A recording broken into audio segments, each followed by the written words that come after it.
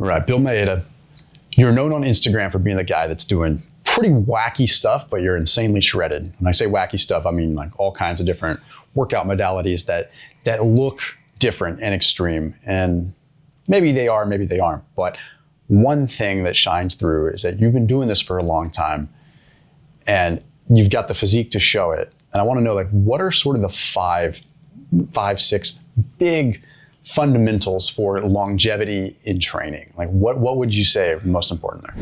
After today's video, I put a link down below for LMNT electrolytes. They are not sweetened with erythritol. LMNT electrolytes are 1,000 milligrams sodium, 200 milligrams potassium, and 60 milligrams magnesium. But that link down below gets you a free sample variety pack with any purchase of LMNT electrolytes. So whether you purchase their sparkling, whether you purchase their stick packs, or whatever, you get a free sample variety pack, and that's exclusively using my link down below. That is drinklmnt.com/Thomas. Again, drinklmnt.com/Thomas.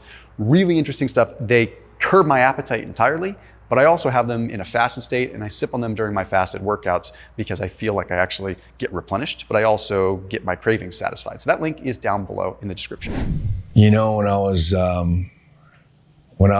little kid, I think I saw Bruce Lee on television. I was probably 8 years old, and he was doing nunchaku, and and I've never seen muscles like that. He wasn't a big guy like Schwarzenegger, but I just never seen energy move through muscle tissue the way I on Bruce Lee. And I was like,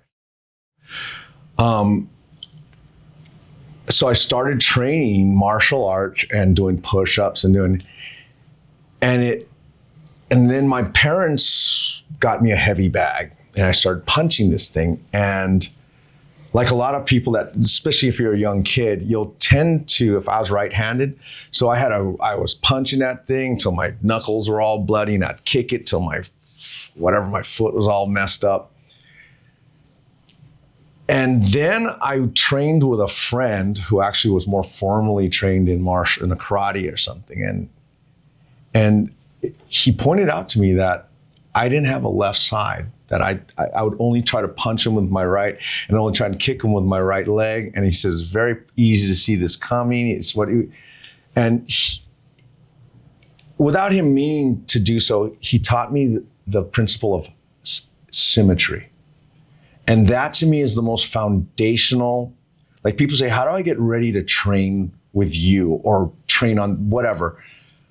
I tell people there's no workout that will get you ready to train better than, in my opinion, becoming mildly but constantly obsessed with becoming ambidextrous to the point where, say you were born or you think you're right-handed, you want to be so proficient with your non-dominant, both arm and leg, and even the side of your mouth you chew on, even the eyeball you aim a gun through. You want to be so symmetrical that you get confused. Like when people say, put up your right hand, and you're like, oh, there's a moment where you literally don't know which one, because you're so connected evenly. Because if we're symmetrical, then gravity of this planet enters our physical environment evenly. Like if these are roads into the body, we don't want everybody driving in on one road because we want to wear out. I tell people the default of being one side dominant, the default, whether you want this or not, is you're going to wear out half your body twice as fast. And I would rather be kind of average, but be able to perform a given task or skill symmetrically than be really proficient on one side. I'm like in tennis, or like my thing is I wish there was two-handed tennis. To me, the ultimate sport, I mean, tennis is great, but can you imagine if we could play with two rackets, what that would look like? To me, it'd be such a more interesting, it would look more like, Eskrima or Kali or something, the way that you could hit with two rackets. So ambidexterity is one of the things. That's foundational before I do anything else. Yeah. So the other principle, now that I'm older, is before, like everyone else, I would train myself. I would say, okay, we're going to do 100 reps, or we're going to do this for 20 minutes. Like, especially in kettlebell sport, when I when I was in the RKC and in my 40s and really into kettlebell, I would try to do those long 10-minute clean and jerk or long cycle kettlebell sets, and it didn't matter. I would, if just sort of dying, I would try to make that time limit or get a certain amount of reps. And that works pretty well. That worked pretty well for me up until when I got cancer at 42. But coming out of that, it took me a year. So when I was 43, that's where I learned most of what I know, or most of what I'm doing on social media now. The first thing was I never really connected breathing strongly to what I was doing, either when I was at rest, when I was walking through the market, or when I was exercising. Breathing to me was just air.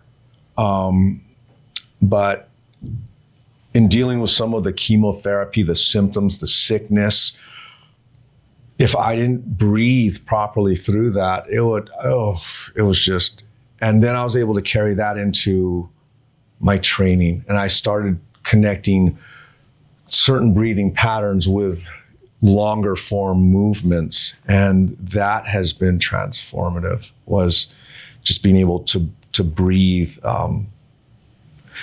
It's gotten to the point now where I use whatever exercise I'm doing as a platform for me to strengthen a breathing pattern or just my breathing mechanism. Oftentimes we were taught to use breathing to enhance what you're physically doing. I try to turn that around. I try to, if I'm doing a squat, my breathing is more important than how heavy. And it's also a nice governor switch, because if I can't breathe properly with a given load or at a certain velocity or speed, that's my governor switch that would tell me, okay, then this is where we stop. My breathing tells me how much, whether I should do another repetition, whether the weight is appropriate. Because if I can't breathe, that's why sometimes when I squat, I don't, for me, 225, that's it's not the heaviest weight in the world for a lot of people, but for me, I need to be able to hold that and breathe at the bottom of that, a pause squat. And it's not about maximizing time under tension. If that is a byproduct, great. But it's actually what I'm doing. There's a breathing meditation or exercise. On the backside of that, I was saying, before I would just train myself, just grind myself. I just blast myself into the floor. And I'd be sore and achy and busted up for days. Now, I've had my blood panels are changing. My testosterone, my growth hormone, all the good stuff is going down. And that's normal and natural given my age. So I now train according to what I feel intuitively. There's no science. I don't measure this. I just know that those numbers have changed, and I've correlated that with how I feel. So I only train according, I go at about 75 to 80% of max. Max would either be a weight that I'm lifting or a number of reps. I don't ever do any sets to failure. And every now and then I'll test that. But in general, most of what I post, those are not, none of them should actually be maximal efforts. I should be able to move whatever I'm moving through a full and controlled range of motion. And I need to be breathing in a very reproducible way. So I'm indexing what I'm doing with my breathing so that every repetition is identical to the one that came before it. And when I can no longer do that, so when that starts to collapse in the breathing, that's where I stop. So that's 2. What's next? Well, I thought that was 3. Well, I guess. Okay. Yeah. All right. Well, who cares? Who's counting? Okay. Well, we discussed, I rest. Before, I used to really rush. So this is kind of related.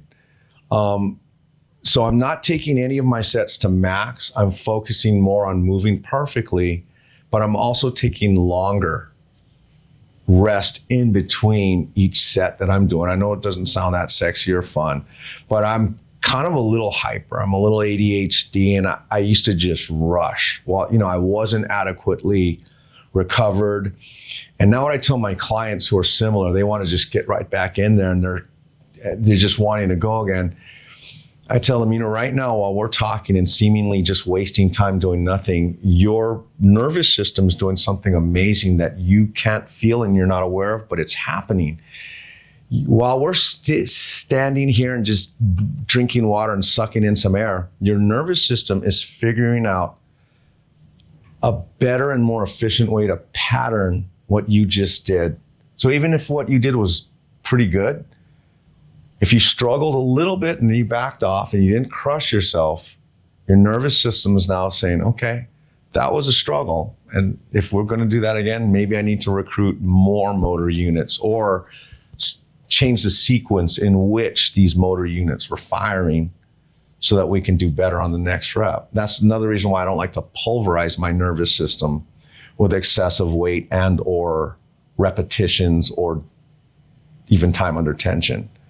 Because once I start falling apart, I know I'm exceeding my hormonal capacity to accommodate this workload that I'm placing on myself.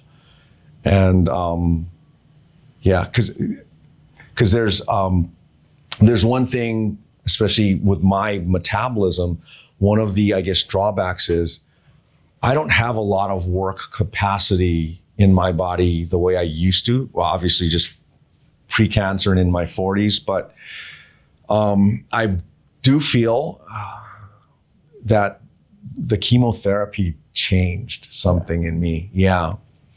And before I used to fight it, and a run that I would used to consider a warm-up, I would do that and I'd be sore for days. So a lot of it is now I train according more to what I feel my hormonal environment can accommodate rather than what would get me the biggest muscles or burn or make me more ripped. More muscle and getting ripped, that is not really in the forefront of what I do. But if a lot of people want to know, man, how do I get my muscles to kind of look yours? And a lot of it, as we know, is genetics. But one thing I do tell people that I'm a big believer in, regardless of how you're built or what you are or how you train, every lift I do, every exercise I do with weights or anything, even when I run, I try to create with my body a platform that I've taken all the slack out of my system. I stand as tall as I can. I stand like a bodybuilder on stage. Like whenever I prepare to do anything you see me do on Instagram, my starting position it's very deliberate. I will flare my lats, literally do just a bodybuilder on stage. When you do that, you take all the axial or the top to bottom slack out of the spine. When I do this, when I flare my lats and just make this big body, it sets my shoulder blades symmetrically or as symmetrically as they can. And then from front to back, I'm trying to make myself, this is my starting platform. So now my levers are as long and inefficient as they can be. But when I move from this, I'm not trying to shorten my levers. I'm actually doing the opposite. I'm trying to make the worst leverage possible. And from that platform, then I over tension everything I do. So if I'm doing like a curl, I'm curling that bell with the intention that you've done a few photo shoots for some magazines or something, right? Yeah. Okay. And they give you some weights. And when you're doing a curl, you're flex, right? I'm using these weights to display as much muscle as I can. Because at where I am in life, it's not always the best idea for me to just try to lift the heaviest weights I can. I find what works a lot better for me is if I produce with my body a platform that is where I'm operating from the longest levers that I can produce. So I stand as tall as I can. I make my shoulders as wide as I can. I de-shrug my shoulders before I curl. I want everything to be as lengthened out as I can. So when I pull, through my range of motion, it allows me to generate, I call it over tension, where I don't know if that's the right word, where like, no, we could curl something like this, right? That's technically lifting a weight. I'm not concerned with lifting weights. The weight is a tool for me to generate muscular tension against, right? That's basic time under tension.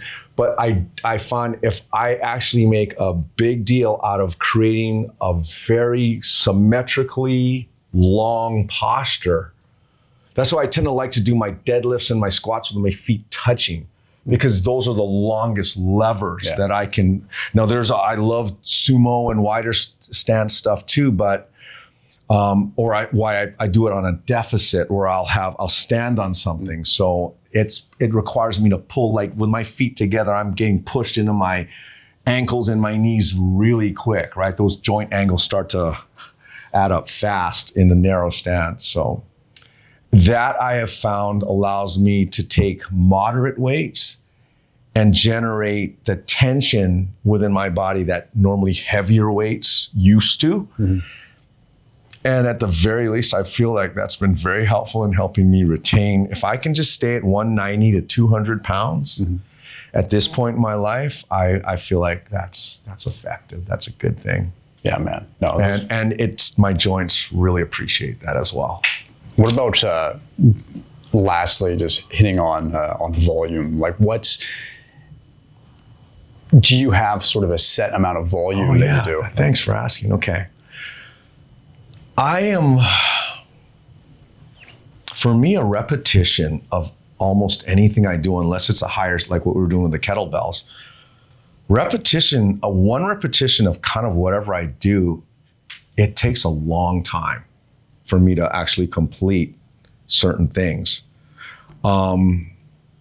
So my repetition range in a given set, if I'm kind of strength training something, will be 3 reps.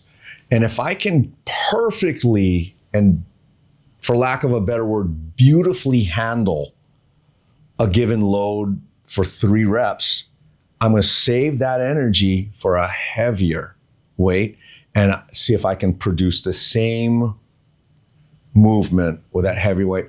I don't do 10 reps. I don't do, unless it's kettlebell work, certain kettlebell things. Right now, for me, high reps is 20. Yeah. And usually 3 reps, 1 to 3 is where like last night, I wasn't supposed to work out, but I was kind of meditating out on my little Costco chair. And I just felt inclined to see if I could do an L sit from that chair. And it took me 5 tries to be able to do the video I posted last. And it was just me like freaking like, like a kid, like when kids sit in a restaurant too long. But I felt so heavy, and it took me 3 tries to act. And what helped, it was what I was coming out from a slouch position. As soon as I got tall, de-shrugged my shoulders, and then fired my lats, I was able to get that. So, it took 5 reps, and that actually ended up being a pretty good workout. And I knew I shouldn't do any more after that. The last rep is the one I posted, because I knew if I tried another one, it would just be like, I could tell by that last one, that's all. Yeah. So, right now for me, my rep range is that, but if it could be 2 or 3 reps, but in theory, they could take as long as other people doing 10. Yeah. And for me, that works just really well. And because I have a little ADHD, I can't really focus too long. My mind starts to drift after 2 or 3. So, yeah, because it's just like, man, if you got another one, let's just use a heavier weight and test it for a single. And if that feels good, add 1 more. Yeah. And then that's usually, I cap it. I'm never exhausted when I finish my workout. I'm never tired. I can always go on with my evening, or if I work out earlier in the day, I'm not walking funny and that just, The main thing is I always work within my budget. I never I don't have that leeway anymore. I don't have those credit cards that I can just charge it. I only spend cash. And I always make sure that I got a little in my pocket at the end of every workout, because Yeah, I man. tried pushing that before, and there's a certain, I think, certainly the last 2 years, I kept trying to fight that, and I finally just had to say, okay, tap. I'm with you, man. Yep. Well, Bill, where can everyone find you, brother? Oh, easy. At Bill Maeda, YouTube, Instagram, TikTok. And if you want to get hold of me, you can go to fitprohawaii@gmail. Otherwise, just DM me on Instagram. That's right. Meet everybody. So Right on, man. right on, Thomas. Thanks, brother.